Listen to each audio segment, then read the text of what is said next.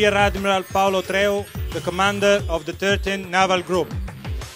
This is the place environment, the best place to present the Venen Roadster, the new car from Lamborghini.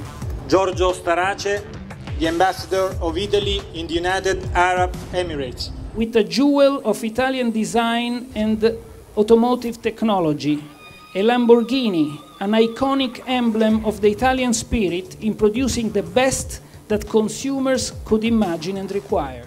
And it's a particular honor and a pride for us to have been chosen to represent the automotive Italian industry here in Abu Dhabi. This event is the recognition to the daily commitment and passion of all workers in Sant'Agata Bolognese who keep on and realize the dream of Ferruccio Lamborghini.